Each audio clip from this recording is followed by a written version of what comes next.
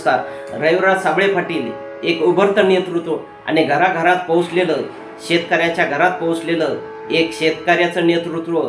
अशा मोठ्या आशानं शेतकरी या रविराज साबळे पाटलाकडे बघतोय.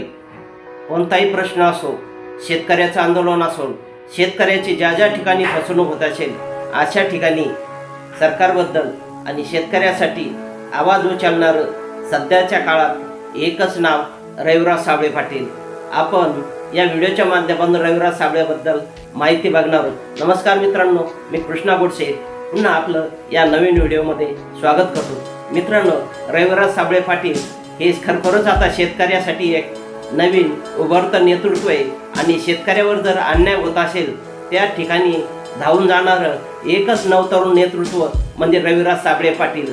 पण या रविराज साबळे पाटील यांच्यावरच का सरकार जाणून बुजून खोटे गुन्हे दाखल करतंय याबद्दल सुद्धा आपल्याला सविस्तर माहिती बघायची. मित्रांनो, जे कोणी या सरकारबद्दल, या व्यवस्थेबद्दल जर कोणी आवाज जर उचल असेल तर यांचा आवाज दाबण्याचं काम मित्रांनो या सरकारच्या माध्यमातून होतं. मित्रांनो, आपण बघतोय अभिजित दिपके यांनी सुद्धा सरकारच्या विरोधात आवाज उचलण्याचं काम केलं. नवतरुणांचे साथ घेऊन त्यांनी मोठं एक आंदोलन 6 जूनला दिल्ली या ठिकाणी जंतर मंतर या मैदानावर त्यांनी मोठं आंदोलन केलं. तेव्हा सुद्धा सरकारने मोठा एक फौज फाटा त्या ठिकाणी उभा केला आणि आंदोलनांना बदनाम करण्याचं नाव या सरकारने केलेलं आहे. जे सत्तेतलं सरकार आहे, या सरकाराबद्दल कोणी जरी आवाज उचलला असेल तर त्यांचा आवाज दाबण्याचं काम हे सरकार करतं. कारण त्यांना विरोध नकोय तर त्यांना पाठिंबा हवा. डॉक्टर बाबासाहेब आंबेडकर, भारतरत्न, विश्वरत्न डॉक्टर बाबासाहेब आंबेडकर यांनी ते संविधान लिहिलं. त्या संविधानामध्ये भारतीय नागरिकाला, प्रत्येक राज्यातल्या प्रत्येक व्यक्तीला आपलं मत मांडण्याचा, बोलण्याचा अधिकार दिलेला आहे. मग हे जर रविराज साबळे पाटील शेतकऱ्याबद्दल बोलत असतील, त्यांच्या अन्यायाविरुद्ध जर लढत असतील तर त्यांना बदनाम करण्यासाठी सरकार वेगवेगळ्या प्रकारचं डावपेच करीतच असतंय. आता आपण बघितलं असेल, हार्दिक पटेल सरकारच्या विरोधात बोलले, त्यावेळेस सुद्धा त्यांचा आवाज दाबण्याचं काम केलं आणि त्यांना कालांतरानं डोळजड झाल्यामुळं त्यांना एक सत्तेत घेतलं गेलं. असे कितीतरी आपण उदाहरण बघतो.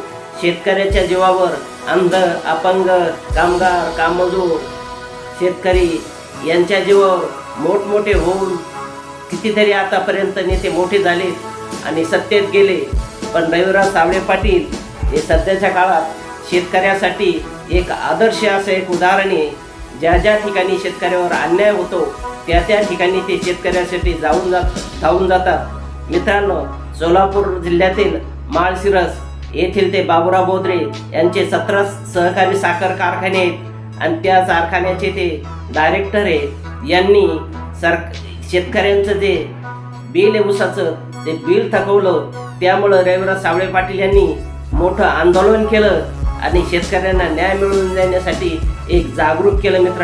मित्रांनो, त्यांनी तेवढंच नाही तर या बाबुराव बोद्रेनं या रविराज साबळेवर एका गुन्ह्यासाठी 17 ठिकाणी गुन्हे दाखल केले आणि 17 पोलीस स्टेशनला गुन्हे दाखवले. केल्यानंतर या रविराज साबळे पाटलांना 17 ठिकाणी या पोलीस स्टेशनला हजेरी लावावी लागली. मित्रांनो, म्हणजे हे कुठं जाणून बुजून कोणी जर शेतकऱ्याची बाजू घेत असेल आणि सरकारविरुद्ध जर कोणी बोलत असेल त्यांना छळवण्याचं काम या व्यवस्थेच्या माध्यमातून होत आहे. आणि अशा नवीन तरुण शेतकऱ्याच्या पाठीमागं आम्हाला थांबण्याची जरूरत आहे. मित्रांनो, आपण बघतोय सत्तेवर येण्यासाठी सरकारनं वेगवेगळी मोठमोठी आश्वासनं दिली आणि ती आश्वासनं अशी म्हणजे काय, फक्त भोळ्या भाबड्या शेतकऱ्यासाठी त्यांनी आश्वासन दिलंय. बहुसंख्य शेतकरी, 80% शेतकरी हा ग्रामीण भागामध्ये आणि भोळा भाबडा शेतकरी एका आश्वासनावर आपल्या पाठीमागे येईल असे या चतुर सरकारला माहीत होतं. म्हणून त्यांनी एक मोठं आश्वासन दिलं आणि सांगितलं की आमचं महायुती सरकार जर सत्तेवर आलं तर आम्ही या शेतकऱ्यांचा पूर्ण सातबारा कोरा करू. म्हणजे जेवढं काही तुमच्यावर कर्ज असेल तेवढं पूर्ण आपण कर्ज माफ करू असं आश्वासन दिलं. त्यानंतर दुसरं एक आश्वासन असं की महिलांना 1500 ऐवजी 2100 रुपये देऊ, हेही खोटं आश्वासन दिलं आणि खोटं आश्वासन अद्यापपर्यंत पूर्ण केलं नाही. मित्रांनो, 6 महिन्यापूर्वी मुख्यमंत्री देवेंद्र फडणवीस यांनी शेतकऱ्यांसाठी 2 लाखाची कर्जमाफी केली. 7-12 कोरा नाही, पण 2 लाख कर्जमाफी देऊ आणि त्यासाठी एक समिती नेमली. त्या समितीने 6 महिने कालावधी केला. या काळात कितीतरी शेतकरी बांधवांनी आत्महत्या केल्या आणि ज्यावेळी त्यांचा तो अहवाल आला, तो शेतकऱ्याचा हिताचा नसून फक्त निमित्त मात्र तो एक अहवाल होता आणि शेतकऱ्याची कसल्याही प्रकारची त्या ठिकाणी बाजू समजून घेतली नाही. शेतकरी कोणत्याही नेत्याला ते भेटले नाही. शेतकऱ्यांना कशा प्रकारच्या अडचणी तेही समजून घेतलं नाही आणि शेतकऱ्यांना कशी कर्जमाफी देता येईल असं न बघता शेतकरी कसा अपात्र होईल याचा त्या ठिकाणी जास्त विचार केला. आणि त्यामुळं आता जर बघितलं मित्रांनो, तर खूप काही मोठ्या प्रमाणात शेतकरी या ठिकाणी या कर्जमाफीपासून वंचित राहणार आहे. आणि याचा जर आपण नाही जबाब विचारला, तुम्ही तुमच्या मतदारसंघात तो आमदार तुम्ही निवडून दिला, त्या आमदारला तुम्हाला प्रश्न विचारण्याचा अधिकार आहे. कारण ज्या वेळेस मतदानाची वेळ येते त्याच वेळेस तुमचा आमदार हा तुमच्या तळवे चाटासाठी येतो. त्यावेळेस मित्रांनो, आपल्याला सुद्धा आता एक अधिकार दिलेला आहे संविधानानं की तुम्ही तुमच्या लोकप्रतिनिधीला, तो जनतेच्या माध्यमातून निवडून गेलेला लोकप्रतिनिधी असतो, त्याला जबाब विचारण्याचा तुम्हाला अधिकार आहे. तुम्ही तुमच्या आमदारला, तुमच्या मतदारसंघातील खासदारला विचारू शकता की तुम्ही जे आम्हाला इलेक्शनपूर्वी जे आश्वासन दिलं होतं शेतकऱ्याचं कर्जमाफीबद्दल, त्या आश्वासनाचं काय झालं आणि तुम्ही आता सरकारचे आभार का मानता, याबद्दल तुम्ही त्यांना विचारू शकता. कारण सरकारनं या ठिकाणी एवढ्या जाचकाठी ठेवलेलं आहे, त्यातून शेतकरी कसा वगळेल हे त्यांनी बघितलेलं आहे मित्रांनो. आणि आता बच्चू कडूंनी काल पत्रकार परिषद घेऊन यामध्ये सांगितलं, चोहोबाजूने टीका झाली त्यांच्यावर. हे शेतकरी नेते होते, आता तुम्ही सत्तेचा एक भाग झालात आणि तुम्ही सत्तेत असताना सरकारनं अशी कर्जमाफी केली की त्यापासून जास्तीत जास्त शेतकरी वंचित राहील. त्यामुळे मित्रांनो, आता आपल्याला पुन्हा लक्ष द्यावं लागेल की यामध्ये काही बदल होतात किंवा नाही होतात. कारण सरकारनं एक असा एक मेन मुद्दा त्या ठिकाणी टाकलेला आहे की ज्या शेतकऱ्यांनी छत्रपती शिवाजी महाराज ही एक कर्जमाफी योजना आणली ती 2017 मध्ये, त्यावेळी देवेंद्र फडणवीस मुख्यमंत्री असताना, आणि त्यानंतर पुन्हा 2019 मध्ये मुख्यमंत्री माननीय उद्धव ठाकरे साहेब यांनी महात्मा ज्योतिराव फुले महाराज यांच्या नावानं जी योजना आणली होती, या 2 योजनेचा जर फायदा कोण जर घेतला असेल तर या दुबारा शेतकऱ्यांना ही कर्जमाफी मिळणार नाही. ही पुढे जाचक आड त्या ठिकाणी ठेवलेली आहे मित्रांनो. मग आता जनतेतून एक प्रश्न निर्माण व्हायला लागला, शेतकऱ्यांना जर डबल कर्जमाफी नको, त्यांना जर डबल कर्जमाफी देता येणार नाही, तर तुम्ही ज्या खुर्चीवर बसता ती खुर्ची तुम्ही डबल त्या खुर्चीचा उपयोग का घेता? एखादा खासदार असेल, आमदार असेल, 2 वेळेस जर प्रतिनिधित्व त्या मतदारसंघाचं केलं असेल तर अशांना 2 पेन्शन का? हा सुद्धा एक प्रश्न जनतेतून विचारला जातो. मग आम्हाला डबल कर्जमाफी नको, तर त्या पदाचा तुम्ही सुद्धा डबल फायदा घेऊ नका. ही जनतेमध्ये आता एक चीड निर्माण झालेली आहे. आणि या सत्तेविरुद्ध रविराज साबळे पाटील आवाज उचलतात. त्यांचा जर आवाज दाबण्याचा प्रयत्न होत असेल तर आपल्याला सुद्धा त्यांच्या पाठीमागं उभं राहणं ही जरूरत आहे आणि त्यांना सुद्धा आपण साथ द्यायला पाहिजे मित्रांनो. कारण कोणताही लढा जर असेल तर कोणतं जर एक नेतृत्व पुढे चाललं असेल तर हजारो लोकांचा त्यांना पाठिंबा पाहिजे, तेव्हा ते नेतृत्व मित्रांनो सक्सेस होतं.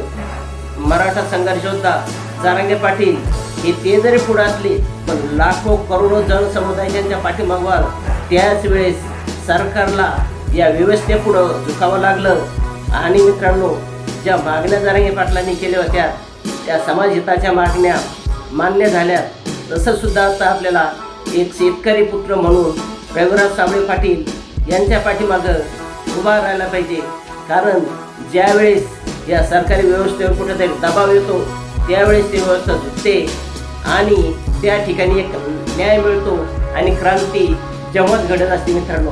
देश स्वतंत्र झाला तर कुठल्या तरी एका व्यक्तीमुळे नाही झाला, कुठंतरी भगतसिंग, सुखदेव, राजगुरू, बाबू गेलो असे क्रांतीवीर तयार झाले आणि त्यांच्या पाठी उभा राहून मित्रांनो हा देश स्वतंत्र झाला आहे. कारण यातून एकच सांगायचं, कोणतं तरी नेतृत्व पुढे येत असेल तर आपण त्यांना साथ द्यायला पाहिजे. म्हणून आपण शेतकरी पुत्र रविराज साबळे पाटील यांना भरभरून पाठिंबा द्यायला पाहिजे की ते बोलतात ते फक्त शेतकऱ्यासाठीच बोलतात, शेतकरी हिताचं बोलतात. त्यामुळे मित्रांनो आपण एक जागरूक होऊन या रविराज साबळे पाटलाला पाठिंबा द्यायला पाहिजे. ते असेल की जीव किंवा समाज हितासाठी कोणी जरी पुढाकार जर घेत असेल तर आपण त्या व्यक्तीला पाठिंबा दिला पाहिजे, ना की या सरकारी व्यवस्थेला. कारण सरकारी व्यवस्थेतला जोही लोकप्रतिनिधी असतो, तुम्ही तुमच्या लोकप्रतिनिधी बघा मतदारसंघातला, तो त्यांच्या हितातच बघतो मित्रांनो, आणि तुम्हाला वाऱ्यावर सोडून देतो. जेवढे इलेक्शनमध्ये आश्वासन देतो त्या आश्वासनापासून दूर पळण्याचं काम करतो. मित्रांनो हा व्हिडिओ कसा वाटला जास्तीत जास्त या सरकारबद्दल कमेंट करा, लाईक करा, शेअर करा आणि हा व्हिडिओ जास्तीत जास्त सबस्क्राईब करून शेअर करा, जेणेकरून हा व्हिडिओ सर्वसामान्य शेतकऱ्यापर्यंत जायला पाहिजे आणि रविराज साबळे पाटीलला भरभरून पाठिंबा द्यायला पाहिजे. मित्रांनो नमस्कार, धन्यवाद.